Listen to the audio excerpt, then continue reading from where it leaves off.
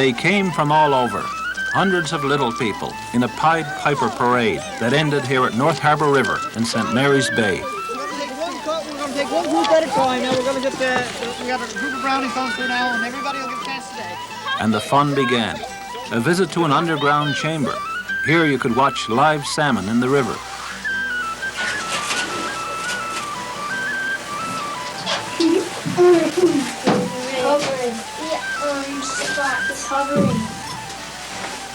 And how the salmon actually lay their eggs is quite interesting. That the female salmon all along the banks of North Harbour River were people eager to talk about the salmon and its habits. She's facing upstream, and with her tail, she'll start with a back and forth motion like this and actually dig a depression or a pit into the gravel. Anyone else got any questions? What's that there? Those are eggs. This salmon is ready to spawn. They spawn about this time of year. And he's ripe, the eggs are coming out of him. That'll be a young salmon next year. That won't, because he'll die there. But the female salmon has about 750 eggs to the pound. Yeah, they're pretty.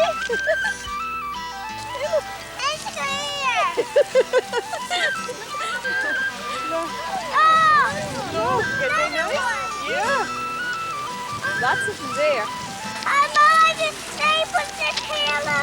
Yeah, look, they're laying their eggs. So I'm going to tell you inside here about what happens when we collect the salmon, how they spawn, then what we do with the spawned out fish, and after that, how we collect the salmon from the rivers, and where we're going to put the little baby fish, and what things we have to be careful of, such as trout eating the babies and things like that. You're coming here to learn about it, and I'm going to tell you what your responsibilities are, how to take care of this, okay, for the future. And this is the fish these young people came to see on that October day last fall, the Atlantic salmon. Powerful, majestic fish, splendidly adapted to life in the ocean, yet compelled to reproduce far inland in the streams in which they were born. The salmon is fished in the sea, it's fished in the rivers, it's netted by poachers and suffocated by pollutants. There aren't nearly as many salmon now as there were a generation ago. Yet we have lots of clean, clear water here in Newfoundland and Labrador, ideal places for the salmon to breed and multiply. And there are many people working hard to bring the salmon back to our rivers.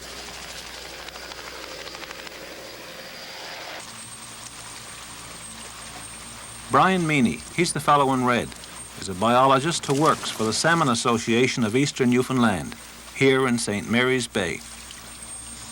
On Colonette River, for instance, we keep roughly 75% of the salmon that enter the system. So from the trap, the technicians will remove 75% of the Atlantic salmon that are in the trap at any given time and transfer them down to the holding pool. Now, the trap runs in operation from around the 1st of June to the 15th of September each year. So over that period of time, we're collecting fish continually, day after day, as fish enter the system. And they're held there until the 15th or 20th of September, and then we begin to transfer by helicopter back to the North Harbour River spawning channel. The sites that we have are in such a way that there was no other feasible method of moving the number of adults we capture in a quick time frame. As well as the convenience of the people working there, we have to utmost in our minds is always the convenience of the fish and the handling of the fish. And so they'd have to be moved in the quickest and safest possible manner.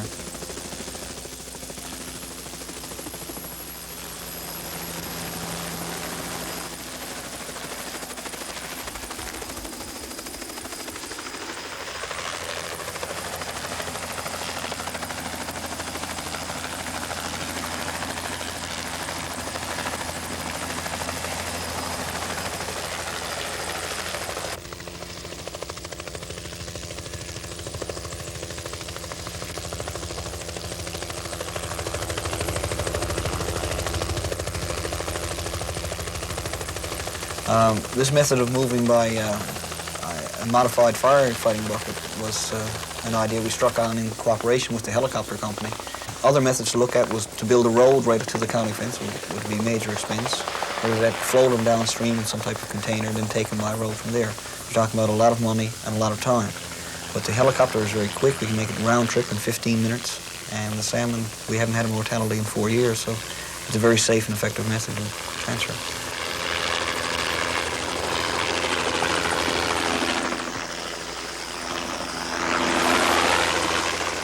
How many salmon do you usually take at a time?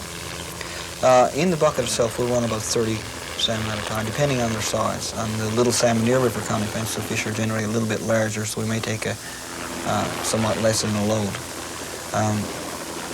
The loading is very critical because of the water temperatures. Now, we try to move only in September because the water temperatures are usually down below 10 degrees, which is better for the fish in the moving and has less problem if they do get a scrape or a nick.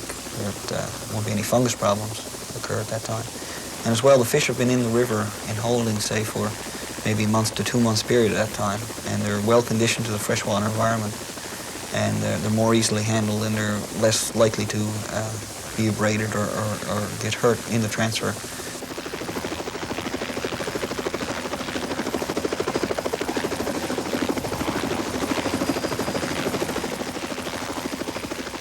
It started about 3 years ago, and one summer, I guess 1980-81, when the Salmon Association said, well, let's, instead of sitting back and writing all kinds of letters and trying to get some work done in salmon enhancement, salmon protection in the province, we decided to get actually and actively involved in a program of a hands-on experience, I guess, along those lines. So we went to the federal fishery biologists and talked to them about some program we had in mind. And they agreed with the idea. We then went to CEIC, which is Canadian Employment Immigration Commission, and they began the funding the initial year for the program. Well, perhaps you could tell me why you picked North Harbour River. Well, the North Harbour River, as you probably know, several years ago, in the mid-1960s, matter of fact, federal fisheries had started a program here of introducing Pacific salmon. And while they were at that for several years, they built the spawning channel, which has now been lying idle for many years. So we had an opportunity of using something that was already here, minimizing the cost in terms of getting things off the ground. In addition to that, we have the Colnet River, which needs further enhancement. In other words, it can use more salmon. And we have another river nearby, Little Salmonair, where there is brood stock available to begin the program. Don, is it all worth it? What's the end result of all this work and effort you and everybody's putting into this? Well, you think about the unemployment, this is also one of the prime reasons why this particular program is here in the Colnet area, the St. Mary's Bay area. The real purpose of the program, in fact, is to give employees an opportunity to be trained in various fish cultural techniques. Salmon enhancement, yes, that's all part of the program, but it's really a on-the-job training where they get exposed to all kinds of different things associated with salmon biology and the cultural techniques associated with fish culture. And that's what it's all about. So some of the people working here could move to other rivers in Newfoundland later and use their knowledge. It's the hope that when they have this training over 2 years with us, that they'll then have skills that most other people won't have any problems because they can't get it elsewhere. They'll have those skills. They'll be available then for further employment, for further programs like this that should be undertaken in various parts of the province. You look at the figures that federal fisheries themselves have, they talk about producing a double production of the salmon in the province based on fish cultural techniques that we're involved in right here. In other words, they can double the production by doing these things in many different areas and bigger rivers in the province. You consider what we're doing here, and we're talking about producing, say, roughly 8 to 10, 12,000 adult salmon on 2 small rivers on the Avalon. Look what can happen in Labrador. You also consider what can happen on the exploits, the Humber and the Gander, other rivers that probably have the same kind of opportunity right now.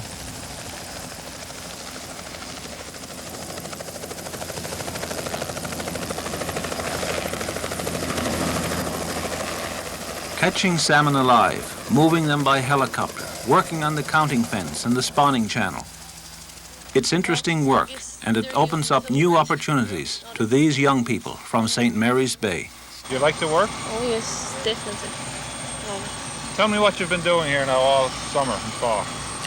Well, we started in May 16th, some came on, and more and myself, I was hired on the 21st of May. Then we more or less set up the traps here, right, and got everything ready for the salmon coming in. And then we had the fry run. We distributed fry to this river here, Colonette River and Rocky River. And then we went on like different rivers, watching the traps, catching the salmon. Sounds like a pretty interesting job. It is. You have lots of time to work out and see every different thing. Countryside is beautiful too, traveling. Do some electro-fishing, taking samples in the river. Oh, is there anything in the end of this for you? Do you think you might work yourself into a permanent job or something? Yes, you know. I suppose there aren't too many jobs around for young people anyway, are there? No, not now. Especially in this part of the bay. You know, it's only this program, and well, the rest of them are in Canada Works programs.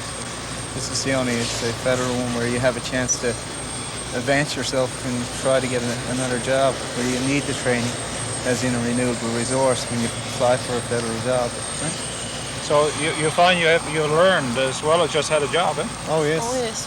This is the part of the program is to learn, to go off and help other projects start up. Because this is the only project really giving you the knowledge right now.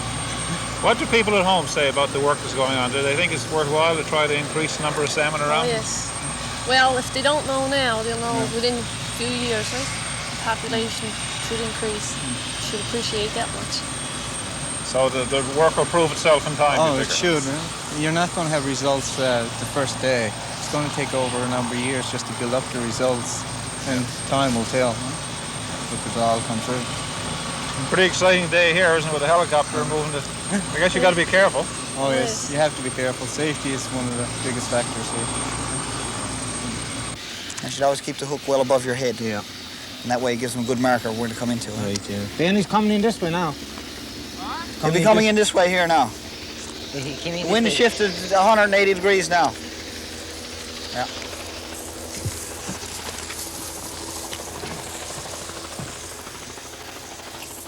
Another airlift of salmon, this time from Little Salmonair River, further away to the west. The helicopter approaches.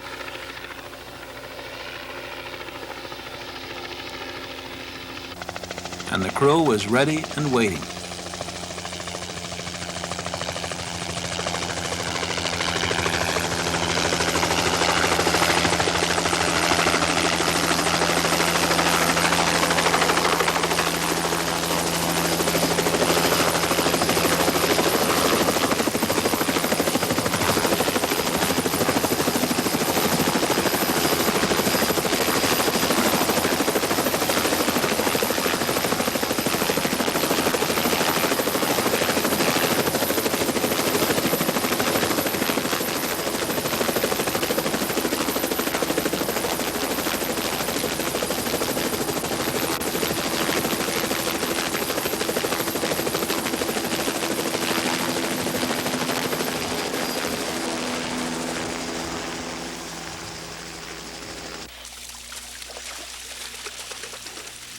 And so the transfer continues for a few hectic days in the fall.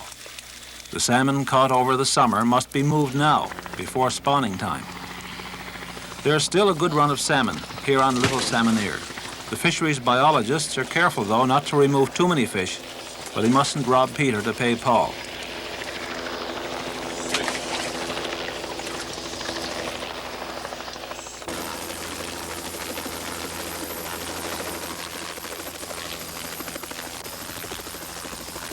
Here at the North Harbour River spawning channel, the salmon are released. In this carefully controlled and protected environment, they'll settle down. As soon as the noise and confusion is over,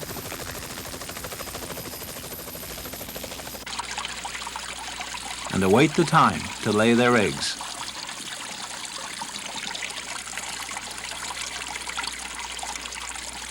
Sometime late in the fall, it happens. The female salmon begin to lay their eggs, the males to fertilize them. All over the channel you can see the salmon fighting for their places in the river, the females digging their nests. The males, hook-jawed now at mating time, doing their part. The cycle of life is complete. The gravel is lined with hundreds of thousands of tiny eggs.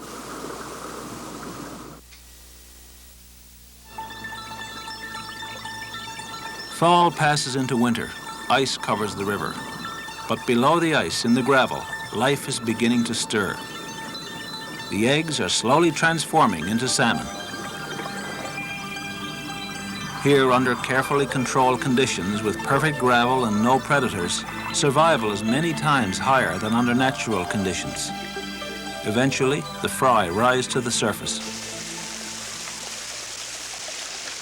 and are carried downstream to where Brian Meany and his crew are waiting.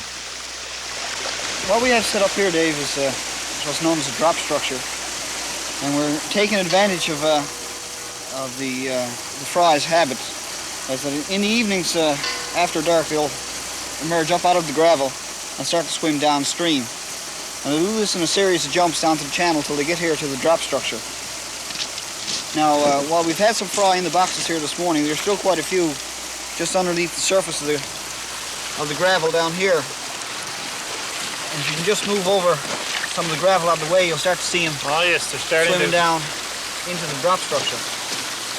And the drop structure is designed to filter the water out, but still keep the fry moving into the troughs and into the collection boxes. Now, in these, along this gravel here, this is where they spent the winter, is this hatching out? Yeah, well, this is all natural quarry gravel that we've installed 700 tons of this gravel just in this section alone. And it's all specifically graded to give the maximum amount of water flow through the gravel to keep the eggs oxygenated while they were hatching. And how many eggs would you say were in this now last year? We estimate that there was roughly about 1 million eggs planted or laid down by the salmon last fall. Now, from this particular section, we're expecting 590,000 this spring, and the upper section we're expecting about 269,000.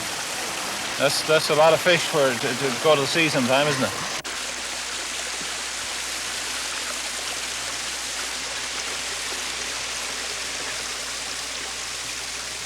The fry are moving downstream and coming over the drop structures and are forced by the water down into the holding area.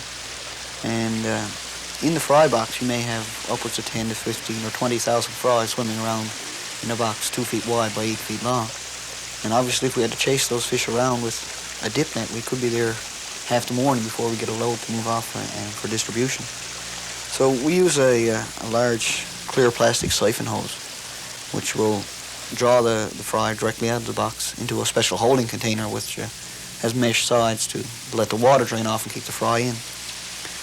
Once those fry have been siphoned out and held in the boxes, we then take them into a shelter where we actually count the number of fry that we've got that morning. And this is very important because we have to know exactly how many fry we have in each given section to distribute into the system. So once the fry are siphoned out and brought into the shelter, they're counted volumetrically. Obviously, if we have 20 or 30,000 fry, if we had to sit there and count each one by one, we'd be there quite a long time. So what we do is an average count by just measuring out a given volume of fry and seeing how many fry will fit into, say, 100 milliliters of water. We'll displace 100 milliliters of water. And then we keep counting this method, and we get a fairly accurate estimate of the fry run each morning. After the fry has been collected at the drop structures at the channel, they're packaged in lots of roughly 2,500 fry into a large, heavy-duty plastic bag. Now, the bag is double sealed to prevent any leakage, and it contains roughly about 1/3 of water, and then it's topped up with 2/3 of pure oxygen. And we take 3 of these bags and lay in an insulated cooler with some ice to keep the water temperature cool in the cooler itself. We're transferred by helicopter. Again, we use a helicopter because it's a very fast and economical and swift way of moving those fry. Hundreds of thousands of young salmon, ready for the trip up Rocky River, enter the headwaters of the Colonet. Rocky River. There are no salmon there now. And here's the reason. An angled waterfall near its mouth. The salmon can't master it. and the fishway built in 1942 was a failure. This obstacle must be overcome before the salmon return. Upstream, it's clear sailing, a beautiful river, empty of salmon, but full of promise. The Salmon Association knows this, and so does Brian Meany. This is a special project to him, to bring the salmon to Rocky River. Once the fry run has begun, we have our allocations for different sections of the river. The fry are for any given day, we know exactly where they should be deposited. The fry are brought into the system. We land near the most readily accessed area to the river there. Move in, and the fry are deposited in running waters in the area. Usually we like to try to deposit roughly half the contents of the bag in one section, then move upstream several hundred feet and deposit the remainder. The fry are deposited across the full width of the river, mainly because we try to disperse them as much as possible. Obviously, if we took 2,500 fry and dropped in one spot, it'd be like ringing a dinner bell for all the resident fish that are in the area right now. So by dispersing them over the river, over the surface area of the given section, we're able to reduce predation. I walked into this project in 1981 and looked at the two river systems and the amount of work that had to be done. And at that time, even as a young man, I wondered whether we'd ever have time to finish it all. But now I'm to a point where it almost becomes like a child to you in your own mind, that you're constantly wondering, if you left this job tomorrow, in 25 years, would you'd be trying almost every weekend to get back and see what was happening to that river system. And I'm biased in that manner. What I've seen has been able to be done here by a group of individuals who've gotten together and have been able to work closely with various levels of government.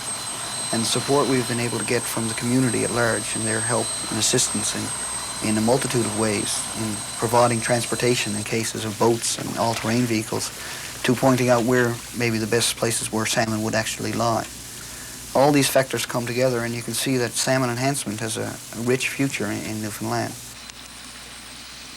There's a multitude of rivers across the province in Labrador that are just begging for the opportunity to have work done upon them to increase the runs of Atlantic salmon that are moving in and out of those systems. And we in Newfoundland are in a unique position where our water quality is still fairly good, fairly high. We have many areas that are fished very rarely.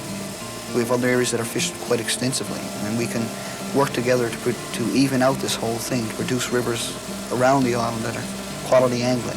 And not only from the angler's point of view, but the commercial fisherman will benefit in the long run.